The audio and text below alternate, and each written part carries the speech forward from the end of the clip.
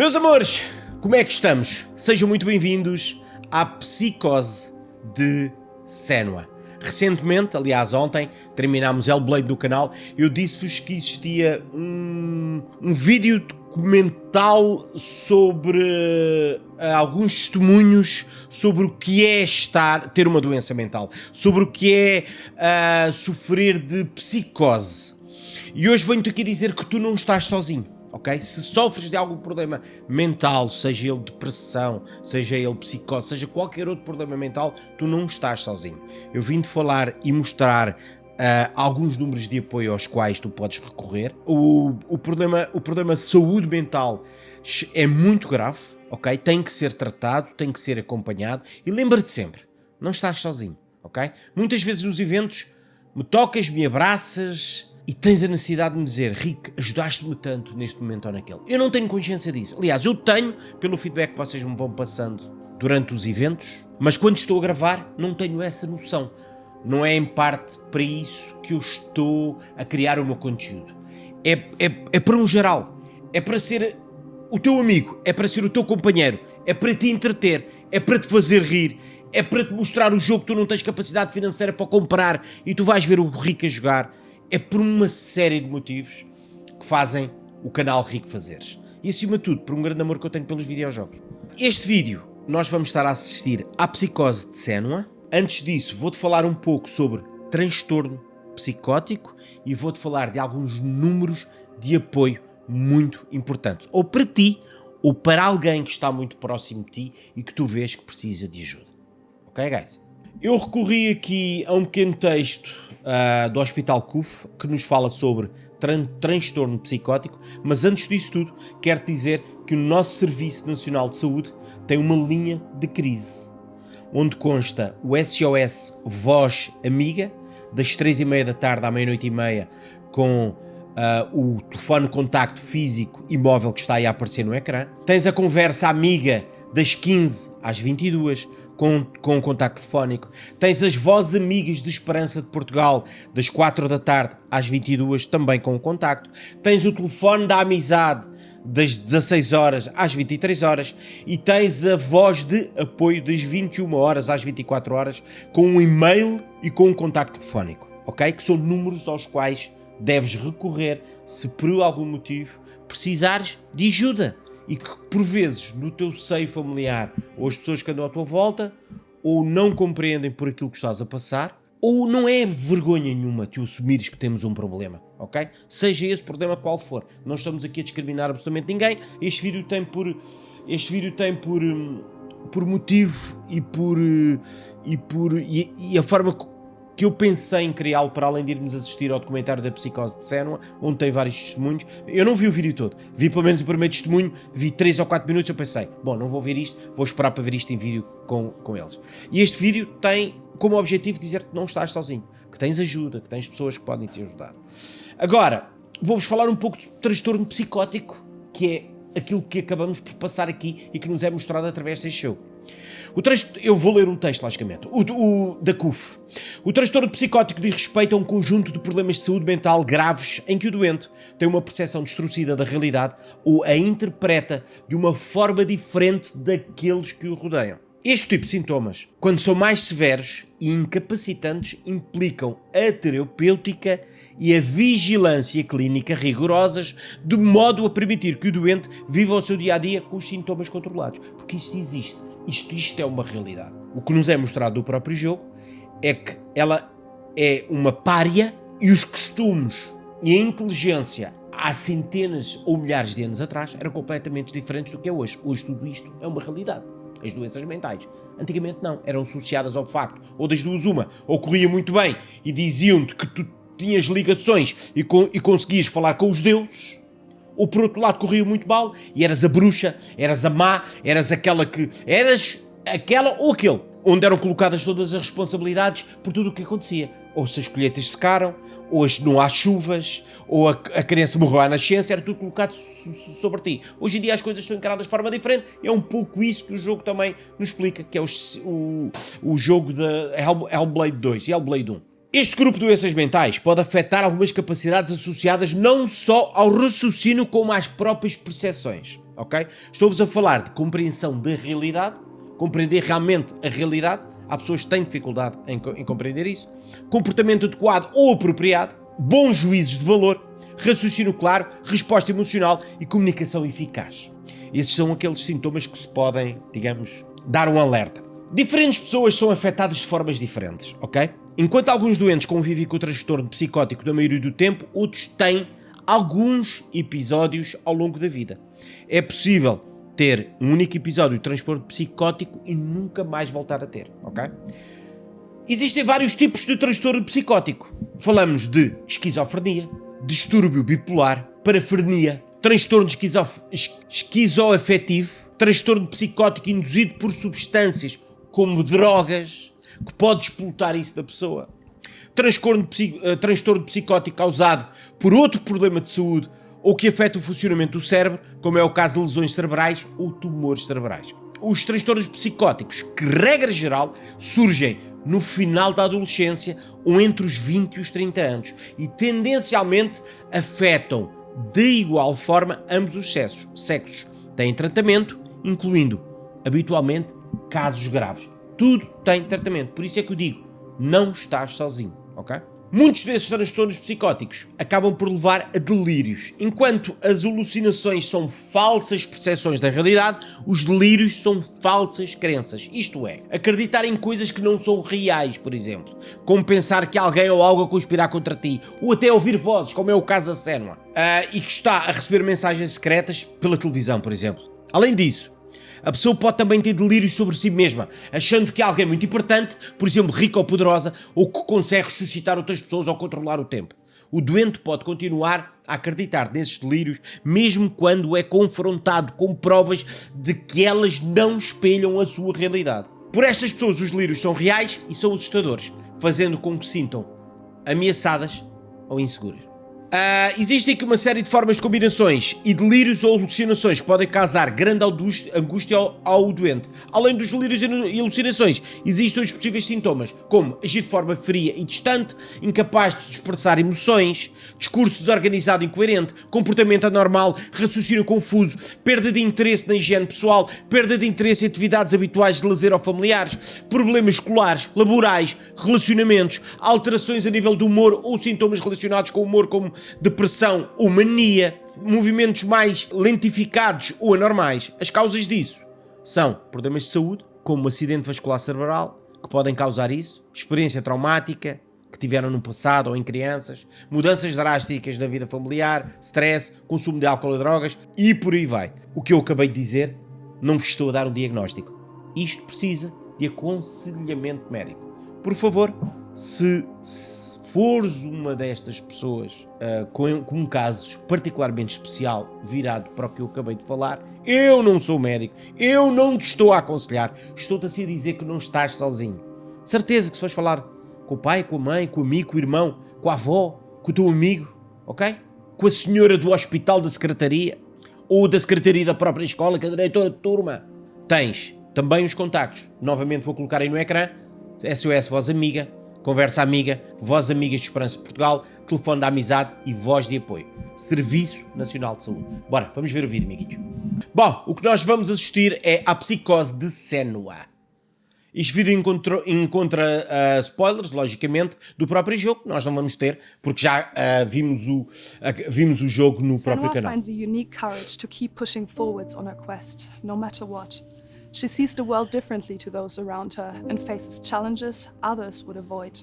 When driven so strongly by one powerful purpose, she will do anything to rid the world of the darkness. This is her life's mission, and she will not stop until she fulfills her quest.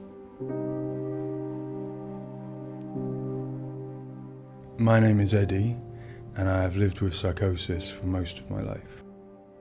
To me, psychosis means living in a different reality, reality that isn't shared O caso do Ed é um caso real, ok? Isto é um testemunho real. with other people.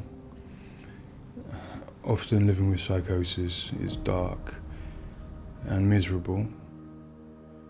While experiencing psychosis, I've got to hear the voice of God, the opposite,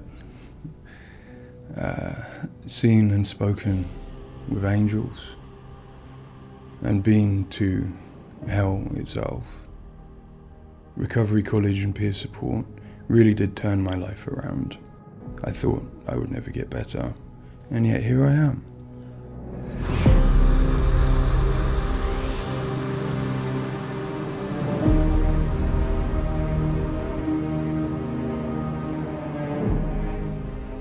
The things that Senua experiences in Hellblade are very similar to some of my own experiences. She lives in a reality that other people might find hard to understand. She sees significance in symbols, in meeting people, in all sorts of things that are going on around her. Senua is experiencing an altered state of reality which would be very hard to understand without having experienced it yourself or playing Hellblade. Lost soul who fought through hell to find us. You were lost. Not anymore. Are you ready for what you will find here?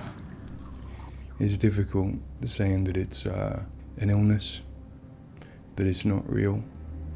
Of course, to me, it is. And of course, to Senua, it is.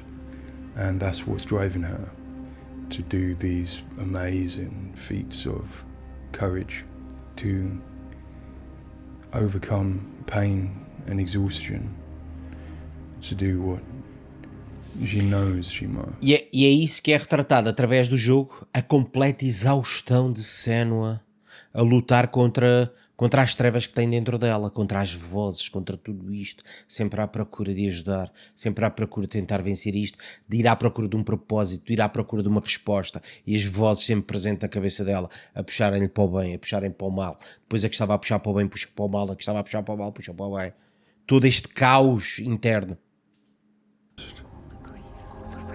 All the fear. Everything I've seen, everything I've done has led me to this place.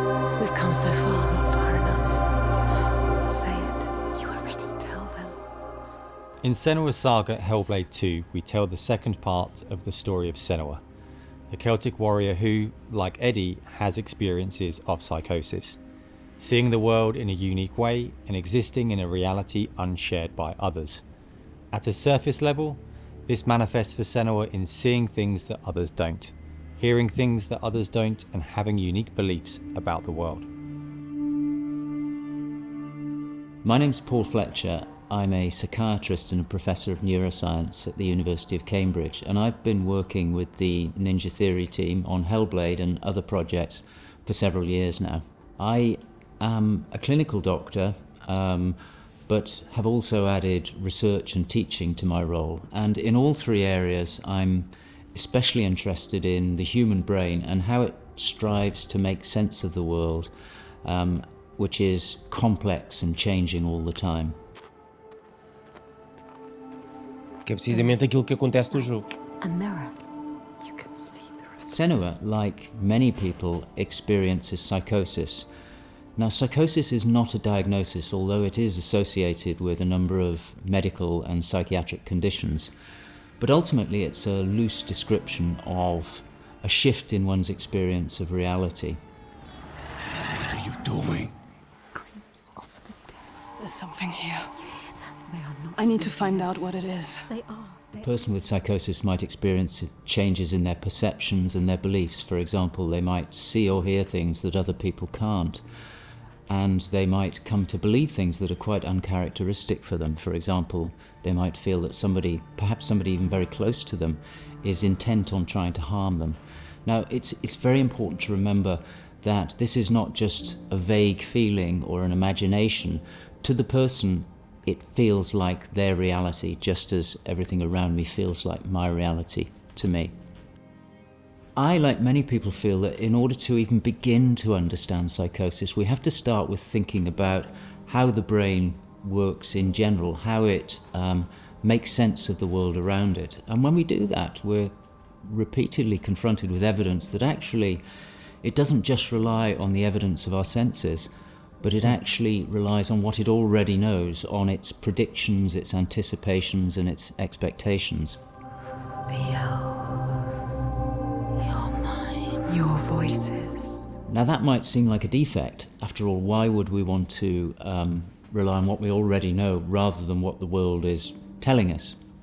But if we did act simply as passive receivers, we would be completely swamped. We'd be like a newborn infant trying to make sense of the colours and shapes without any way of having a framework to try and understand those colours and shapes.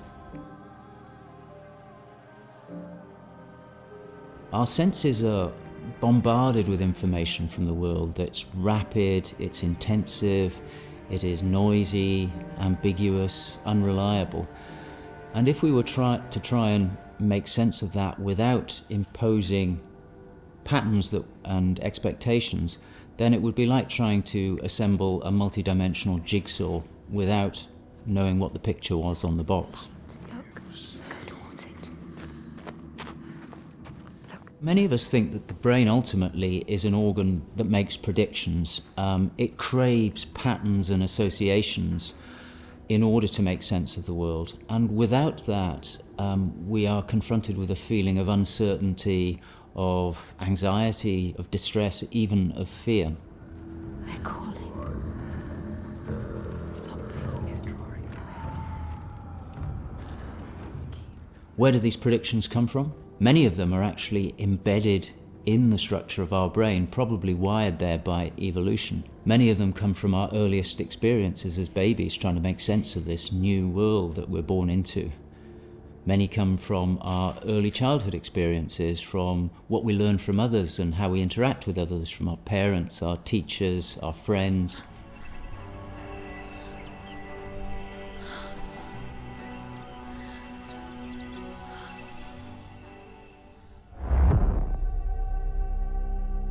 We all have a feeling that we're directly in contact with an objective reality, but it's probably the case that what we experience as our constructed model of the world is a blend of the evidence of our senses, but also what we are predicting or expecting from the world. So this blend exists in a very fine and delicate balance, and the weighting of that balance probably varies a great deal across different individuals. But crucially, this balance is what determines how we experience and interpret and act upon the world. And some of them are embedded in shared experiences with others, our society, our culture, our arts, even our religions and our mythologies. So for the most part, this works very well for us and enables us to make sense of the world, but it's also, being a delicate balance, it can be shifted, and it's very easy, even under the most normal day-to-day circumstances, to deviate from objective reality. É como se o pecado estivesse presente em qualquer lado. Seria muito fácil, ou é muito fácil, haver essa alteração de comportamentos, de desviares e deixar de haver realmente esse equilíbrio que é criado ao longo dos anos que tu vais tendo a percepção realmente do que é a vida, o mundo, ou o que está ao teu redor. This is the hollow mask illusion. All of us are familiar with a mask. We know that it depicts a face and that the inside is hollow. But when we see the mask rotating round and we see the hollow side, there is a deeper prediction, probably embedded in our brain, that facial features tend not to be hollow, that they stick out.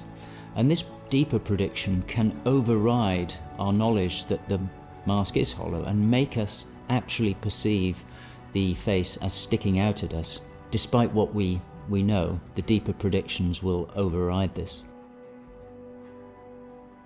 So for me and many in my field, perceptual illusions like this, which are very common, are really interesting because they tell us something fundamentally about how the brain is making sense of reality using its predictions. But more than that, for me, it's very interesting because it begins to give us a sense of how psychosis might begin to emerge. Psychosis is this experience of an altered internal construction of one's reality. And it seems feasible that this is dependent upon this balance I've talked about between predictions and evidence. And it is probably the case that some people tend to weight their predictions more heavily. This, in many circumstances, is advantageous because it means that they can discern patterns and associations that perhaps other people can't. But if that balance was shifted further by different circumstances, then it may well be that they begin to construct a reality that doesn't accord with the world around them. What might cause that shift? Well, a number of things. It could be caused by stress, sleep deprivation. It could be caused by illness, neurochemical disturbances. It's also the case that our experience will change how we predict things. So a very profound experience, for example, of trauma, could powerfully change the way in which we make predictions about the world and shift us from this delicate balance into a state of psychosis. In the case of Senua, we know that from an early age she was able to discern patterns and associations that perhaps other people couldn't. And on top of that, her childhood and adolescence had a number of traumas in it. Her father was abusive. Poderá despoltar muitas vezes isso, são traumas vividos em crianças, é isso que ele está precisamente a explicar e que neste caso Senua foi um desses casos, ok? Isto é tudo herdado por parte de pai e mãe, tem uma descendência genética, logicamente, mas também por muito o que ela passou em criança. Accused her of being the cause of evil and darkness. Her mother, who had the same capabilities as she did, was actually sacrificed for the same reason. Yeah. And in addition, her village was attacked by Vikings and her lover was brutally killed. And it's possible that all of these traumas would act on her natural tendencies to topple her into como se fossem sparks, como se fossem gatilhos para que estas coisas sejam provocadas, percebem? With every defeat, the dark rot will grow and soon it will take her soul.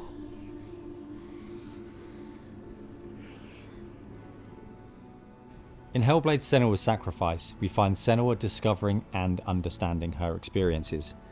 They're relatively new to her, and the pain and torment feels at its most acute. Having travelled to a new place, with a mind full of her trauma and Druth's stories of the Vikings, she embarks on a journey of coming to terms with what has happened in her life.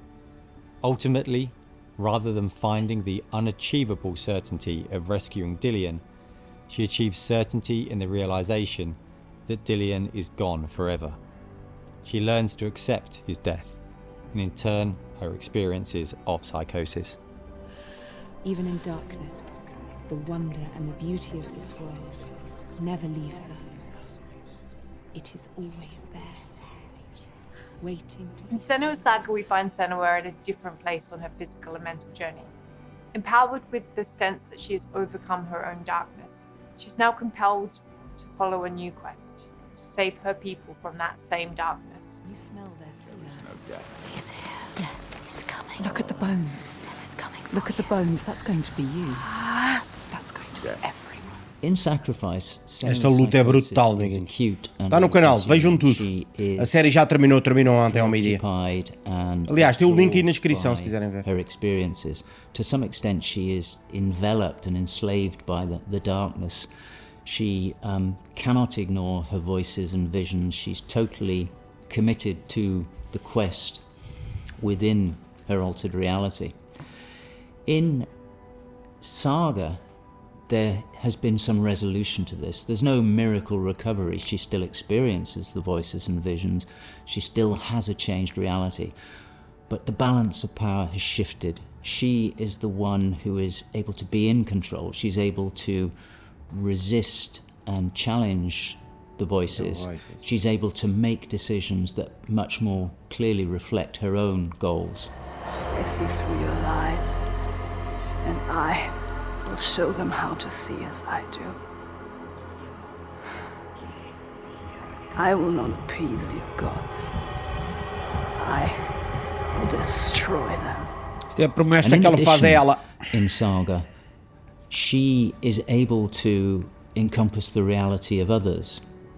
She sees them for the constructions that they are, and she is able to interact with them. And I think that's a very powerful change and a very important area to explore.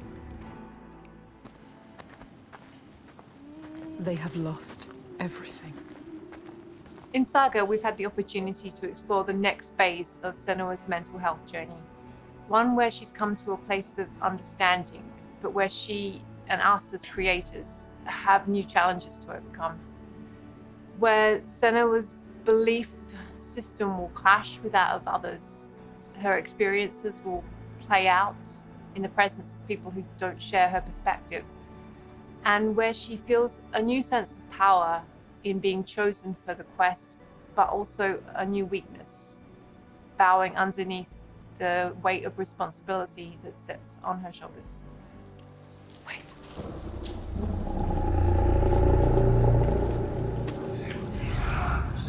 In Saga, we have once again utilized binaural audio to bring Senua's voices to life. Her furies still travel with her, but their tone has changed this time. She continues to be haunted by her father, and she starts to feel the audible presence of Icelandic myth infecting her mind. That scream, that voice, something dark, Senua. You need to go up there. Don't. Isto é o jogo todo assim. É o jogo todo assim. To hear the world as Senua does, we spend time with people with lived experiences of psychosis, and also with Paul Fletcher. This made a strong basis of what it is to hear voices, what they say, how they sound, how they change or react to external stimulus. And this paired with all we learned from the first game, Hellblade: Senua's Sacrifice, led us to create Senua's own sonic version of reality. To me, it's a privilege to sit in a room to play our game, and as we progress, hear their comments, thoughts and suggestions. Each one provides a different perspective, and I find especially inspiring and humbling to hear from Eddie his own experiences. Especially, I find he has a way of putting very complex emotions, situations, in a very simple yet poetic way, and it's really inspiring for me when I'm thinking in Senua's journey. We use binaural audio to bring 3D space in the headphones. This allows to experience the voice hearing and other sounds with a physical sense. Also extremely important is the performance of the voices, and for that we have been collaborating with Helen and Abby, our Furies.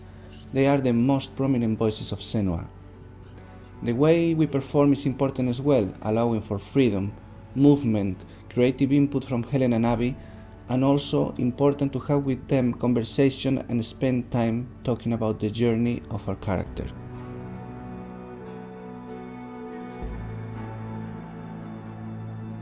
There is a lot of time gone into experimentation, so every sound in the game is connected in some way with the emotion that Senua is experiencing as she travels through Iceland, from the sounds of the nature to some of the musical moments.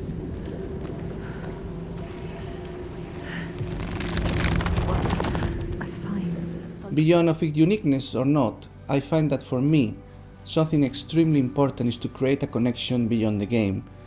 So in understanding Senua's own reality and going on a journey with her, I hope our players will understand better how people experience reality different, and in doing so, I feel, we break those walls that keep us distant and lonely.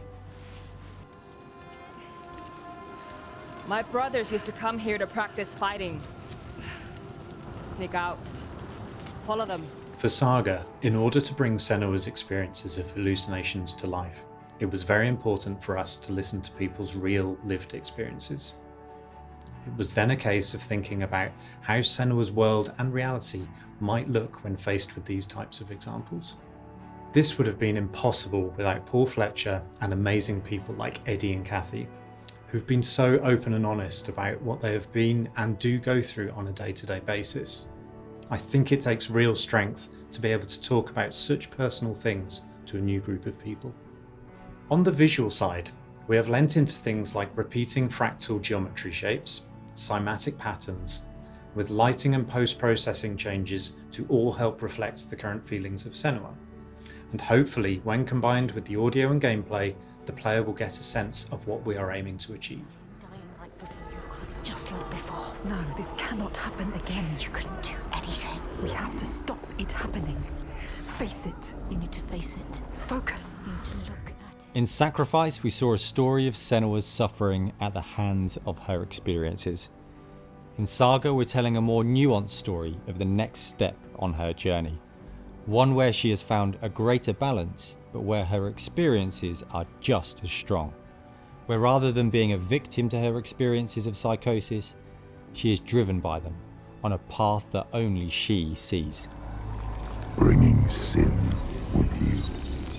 Isto é o Shadow, é a sombra que está constantemente a atormentá-la, a trazê-la para baixo. That I find very exciting in Saga is supostamente é o pai. to explore something that is really neglected in my field, which is the experience of a dual reality that some people have. People who have had Senua's types of experience have spoken to me about this feeling that they have their own reality, but they also recognize the reality that others experience, and it can be very confusing, it can be disorientating. And it's exciting to me that the game contains an explicit attempt to portray this experience of dual realities, and I think it'll be very interesting to see how people respond to that. It's amazing what has been done and what's been portrayed. I think it's really difficult to turn words into what other people might be seeing, but I think I'm always blown away by what Ninja Theory come up with for their games, and I'm really stunned at the quality of the things that she sees and the sounds of the voices that she has. I think they're pretty realistic. She's getting closer. Yes, she can feel it. I hope that the game will help people who maybe don't understand psychosis or don't know very much about it to start with. I think by experiencing some of what they will do in the game, I think it brings to life a little bit of what it's like. Acho que é uma forma muito subtil de nos trazer o que é realmente uma percepção do que uma pessoa que sofre de psicose passa. Working as a peer support worker, and what that means is that in my case, in the job that I have in my role, it means that I go to see my people, to see my peers. We talk about how things have been, the way that Hellblade has captured the experience of psychosis is nothing like I've ever seen before in terms of its realism, in terms of its fairness to people like me.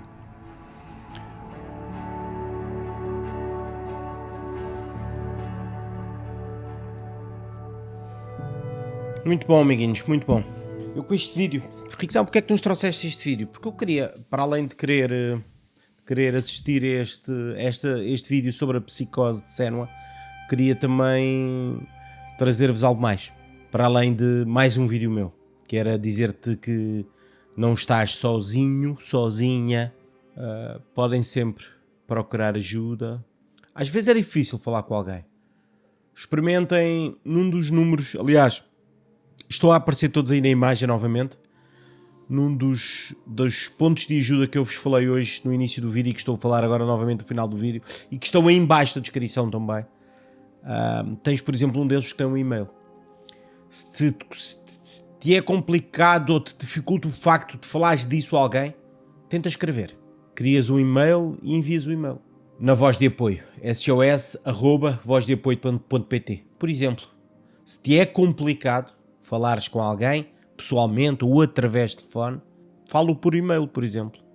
Que eu acredito que seja mais fácil conseguir expor aquilo que estás a sentir ou aquilo que estás a passar no e-mail. Tenha a ver com psicose ou tenha a ver com qualquer outro tipo de doença mental.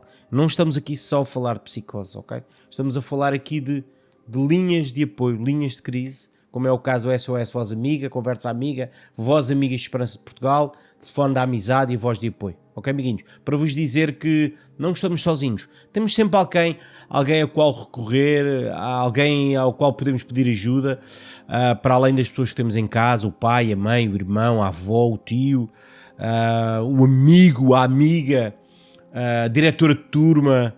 Alguém, há sempre alguém. Às vezes, aquela pessoa que cruzaste na paragem do autocarro enquanto esperaste pelo autocarro. Só o facto de falares um bocadinho, talvez poderás sentir aliviado ou aliviada. Amiguinhos, beijinhos e abraços, espero que vos tenha ajudado de alguma forma. Obrigado mais uma vez do fundo do coração por continuem a acompanhar o canal do Ricção e a gente desce por aí, está bem?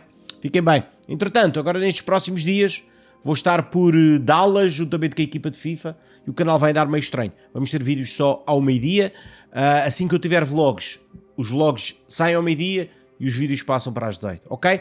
Fiquem bem, obrigado pelo vosso carinho, pela vossa compreensão, pelo vosso apoio e por estarem aqui e gostarem tanto do Rick. Também gosto muito de vocês. Beijinhos e abraços!